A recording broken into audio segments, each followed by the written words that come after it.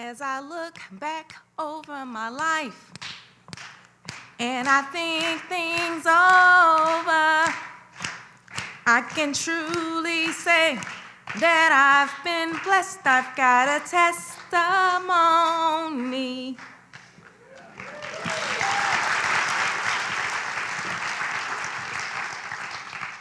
I remember like it was yesterday.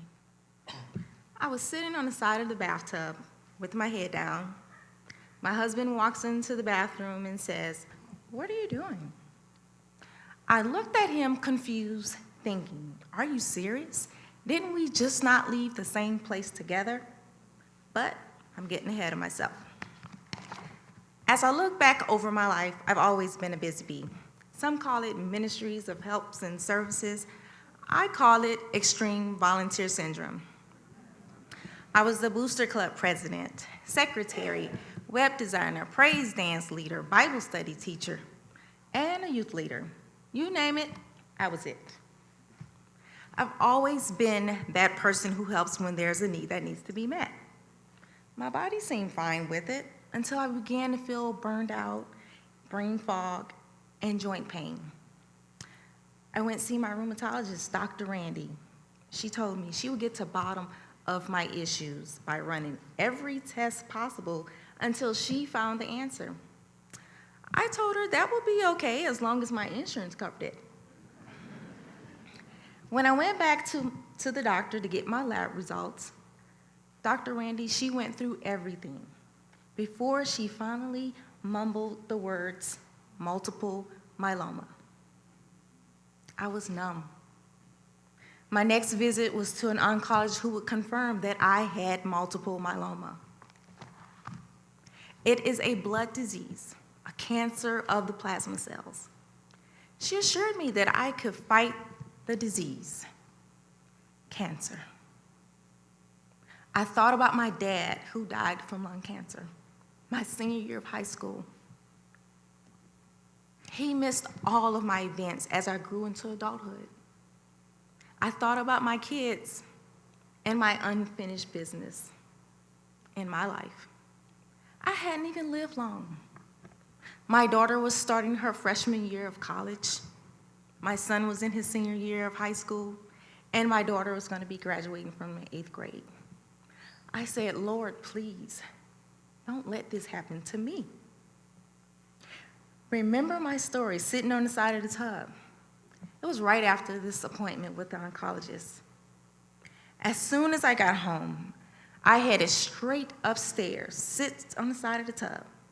I was gonna have my own pity party and nobody was invited.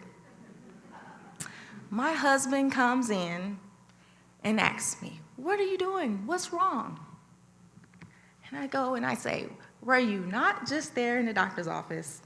Did you not just hear them say, 'I have cancer'?" But he said, "Did you not hear what they told you? Just wait and see. Don't get ahead of yourself." I was scheduled for a bone marrow biopsy and more labs. The plan was 6 months chemotherapy followed with a stem cell transplant. Weeks went by, months went by, no chemotherapy, delayed battles with my insurance company. I was filled with so many mixed emotions. Should I be grateful because I wasn't having chemotherapy?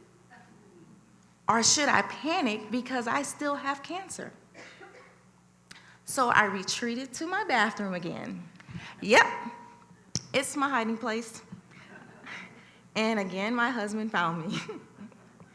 He said, "Don't you trust God? You have to believe in what you teach others. Where is your faith?" He reminded me to listen to God's word, pray and seek his face. This time, I left that bathroom empowered and ready to fight back. I began educating myself on all things multiple myeloma, looking for ways not to just give back, but to live. I wanted to find out where the disease came from, and if I could keep it from getting even more serious. So I began changing everything. I removed toxic relationships from my life, bad food habits, and I stopped drinking Coca-Cola. That was my go-to drink. And I stopped using bath and body care products that had chemicals in it. And I began using all natural products and stopped putting chemicals in my hair too. And now I am a natural diva.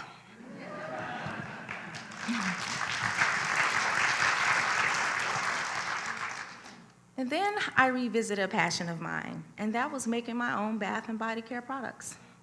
When we were stationed overseas living in Japan, store-bought items, it was hard to come by.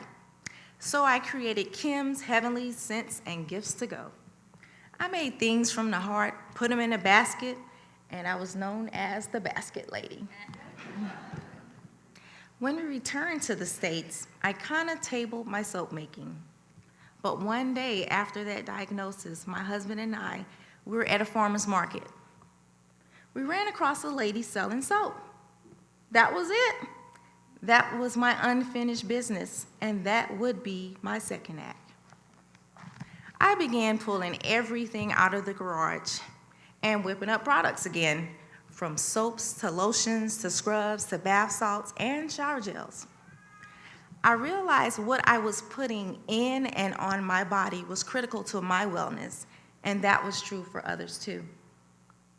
I wanted to update my business name, so I went with Basu, means bath in Japanese. Since the idea was launched there, it was perfect. Branche Basu Boutique was born. My natural bath and body care products do not harm the skin.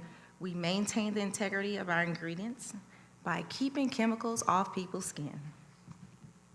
Through the Branche Basu Boutique, I also had the opportunity to create awareness for multiple myeloma. I discovered many people had never heard of the disease, and that would also be part of my second act.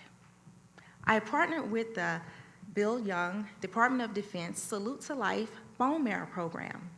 They provide medical and logistic support for DoD personnel who are tested to become a bone marrow donor and save lives. I held my first bone marrow drive in 2014. It produced 80 potential donors, and we also recruited 12 volunteers to help with future drives. One of our military members was a match that very first year. It was the best feeling ever.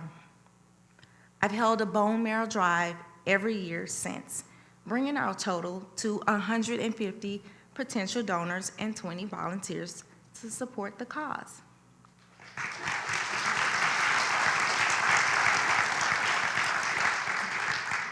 The drive allows me to share my stories with others, and they're also encouraged to share their stories as well. Units are now hosting their own bone marrow drives. I no longer ask myself, why me? I believe God has a reason for everything.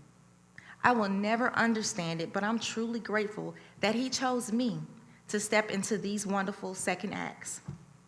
They've allowed me to walk into a purpose that I didn't even know was there. I am still a busy bee, volunteering at my daughter's high school and in other ways. I've even watched both of my older children graduate from Grand Canyon University in December to receive their bachelor's degree.